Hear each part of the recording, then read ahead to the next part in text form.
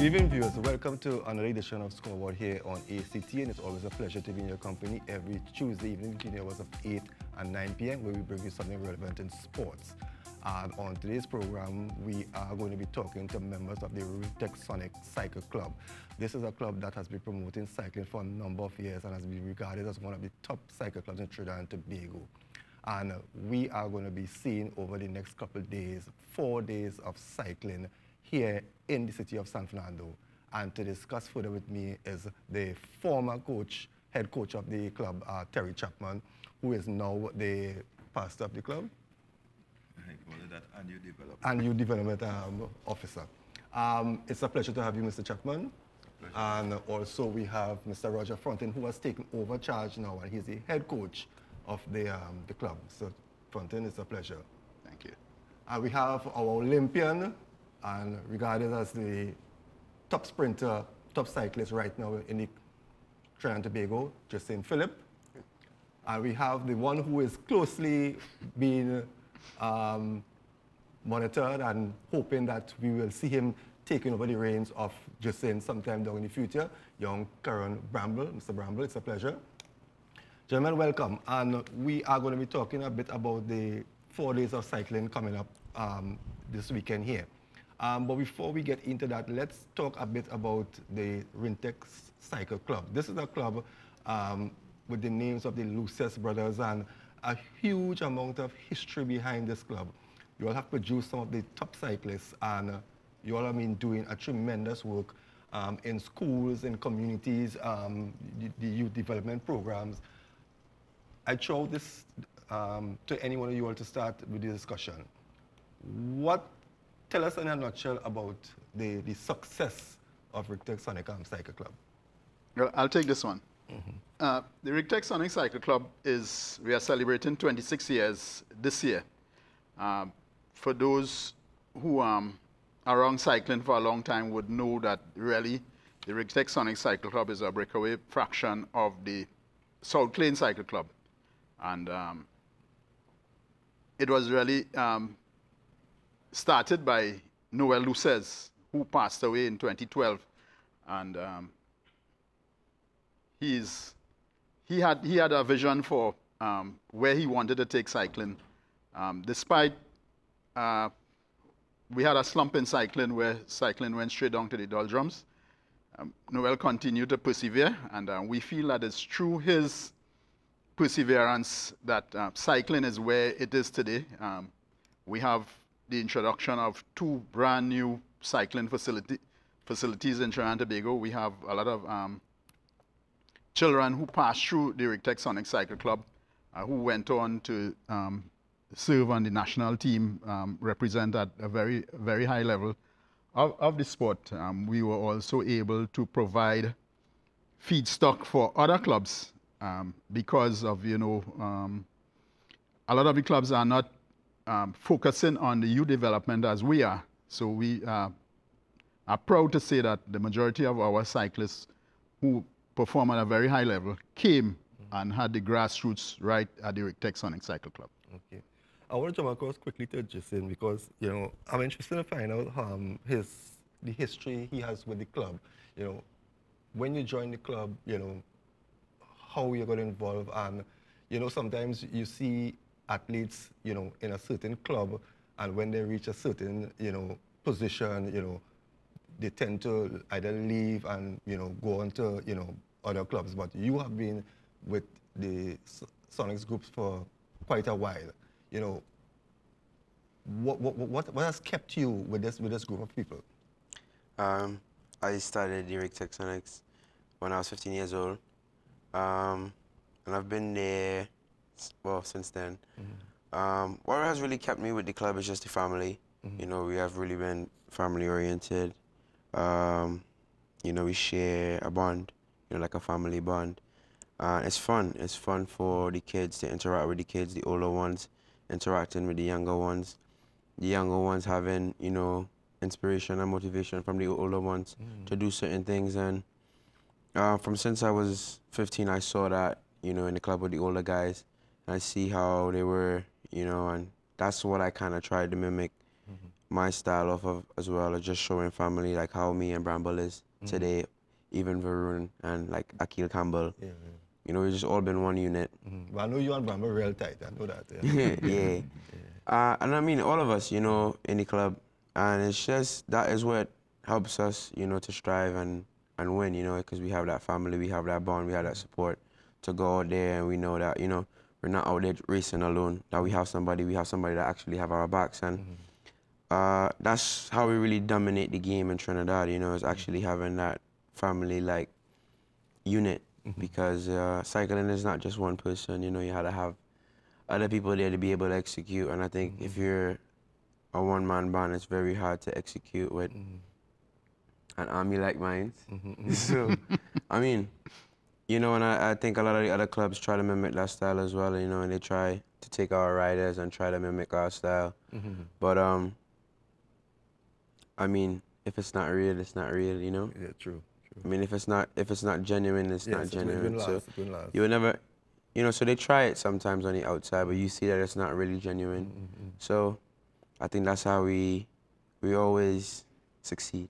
But I guess you have a added responsibility in the club, being, you know, the cyclists, you know, with all the success and the experience.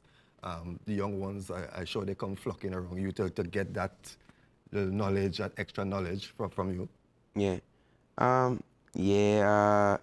Ever since the 2016 Olympics, I've been home, and I've been training with some of the young ones in the club right now. And well, the season just started, so I mean, we see where we're at right now. And right now, I think we'll be able to dominate most of the categories for the rest of the season. But you know, right now the club sees what it is, and we see that, you know, you really have to work hard. You know what I mean? And that's why we're trying to, like, continue just putting it in the heads that, you know, you gotta keep working, because the level now is getting so higher now in Trinidad, as we see, like, our juvenile levels in the endurance field dominating the game right now from the elite level. So, you know, the game is definitely getting harder and harder, so we have to continue, you know, improvising and just bringing new knowledge and just keep evolving. Bramble, let me swing quickly to you. I know that you have been out the country for a while, you know, doing some work outside. You know, tell me a bit about what's happening with you. You know, what can we expect, you know, when the new season really gets going? Oh, well, I've been in Trinidad since last year summer. And since back here, I was training with JC and getting ready for 2017. I mean, training was really hard. The season have already started where it's going up. It's looking promising for me, 2017. I mean, like, my big goals for this year is just qualifying for Pan Ams, which is being held in Trinidad, and hoping to medal at the team sprint and even at the current level. I mean, it's just the beginning for 2017, so, and I just have 2 months of really hard training coming up in order for preparation for the big game. What's it like working with Jason? It's good because it's motivational. He helps me a lot. Knowledge, everything. Mr. Chapman, for these guys to get where they are, you have to start with the youths, and you are in charge of the youth development. You know, tell me, how is that program running? I know that you all go to different schools, the communities, and you all are involved, you know, grassroots cycling. How is that working right now? Right now it's working good. As a matter of fact, this is a program that developed that was a vision of Noel, and we decided to keep that vision going because we come like the seed planted in good ground. You know, we take the youths and we develop them, we prepare them for what is to come, not just in this field of sport, but making them better citizens as a whole. We have a holistic approach of development. We encourage them in their education, we encourage them to have good moral values, and now that I branch over into spirituality and becoming a minister of the gospel, I try to encourage spiritual development as well. Awareness that they have to depend on the creator for the talent that God blessed them with. So I use whatever I have to develop them, not only physically, but spiritually and morality. And that has been proven very good because we're producing good citizens and good educated cyclists. We have cyclists doing well in their education We have family life being more self-centered, you know, better, stronger in relationship. And that family-oriented relationship we have with one with another, it keeps that team spirit alive as well, which is what we really want to build everything on, the development, to have that team spirit, that love, that harmony, you know, to continue this sport from there. How do you all as a club deal with, you know, when the time comes when you find that the other club comes and, you know, after all this work, the amount of work you put into your cyclists and things, you know, other clubs will just come and, you know, take, you know. Well, we try to keep a good relationship with other clubs. Even though we're competing with other clubs, we try to keep a good, harmonious sports type relationship, because our vision is that when cyclists reach to the top and they have to join the national team, we must see ourselves as Trinidadians, right? As one family, because you don't know when a cyclist from our club would have to ride with a cyclist from another club to make up a national team. Yeah. So we try to keep a good relationship with everybody and work along together. We assist other clubs, we assist other cyclists, you know, not because a cyclist is another club and they're in need, that, you know, we still encourage a good relationship because it's who we are, right, as a people. So we do well in that communication. So Fontaine, 4 days of cycling, I mean, Thursday, Friday, Saturday, and Sunday, and you all pulling this off in a time where people are complaining about the economy and, you know, finances and things. How did you all manage to pull this off? I'm happy you asked that question. And surprisingly, we have been getting so much support in trying to host these events, because we found that cycling has been removed from the national calendar in San Fernando. We have the removal of the Grand Prix from the Easter weekend. We have lost the Palaseco Games, and we found that we need to bring back cycling to South. So we got together with the Southern Games Organizing Committee, who has been instrumental in helping us put this weekend of cycling together. We are using the international cyclists from that event for us to make sure that we have this whole weekend of cycling. We are fortunate that the Thursday is the Shouter Baptist Liberation Day, and we are asking the public to come out and sing, clap, and shout for our cyclists. Justine and Bramble would be there in addition to all our other cyclists, the youths and so on. This event has been supported and even sponsored by the mayor of San Fernando, who has always had a tremendous relationship, and I feel it's because of the dedication of the executive of the Sonic Cycle Club that they feel confident in giving us the opportunity to do what we could do. And we also working with them because Skinner Park track has been deteriorating a bit, and as we speak, they are making preparations to get the track ready for this big international meet. And since last year, when we had our event there, not much work took place there, and it got a little abuse after the carnival season. That's day 1. Day 2, Friday night, Marbella. It is by far the largest cycling event on the road in Trinidad and Tobago. It has grown tremendously and is extremely exciting. Mr. Chambers, as the announcer, always, and by the way, he'll be the announcer for all the events, is very well educated. He puts on a show, a side show, and we have a national team that will be represented by mostly youths. It consists of Jabari Whiteman, an excellent young junior cyclist, Pablo, Enrique de Comamond, Adam Alexander, and young Orozco. However, because of the, in order to promote fairness, the Trinidad and Tobago Cycling Federation has a selection criteria. So there, our Karen Bramble and Justine Phillip won't able to make it to the team. However, they will be riding at this event in the national colors, and we're looking for excellent performance from these two, because at the stage of their preparation, their endurance is extremely high. Being sprinters, that course there makes it good for sprinters, especially at, so we are looking, as a matter of fact, I'll let the cat out of the bag. We are looking for a win at this event. Okay.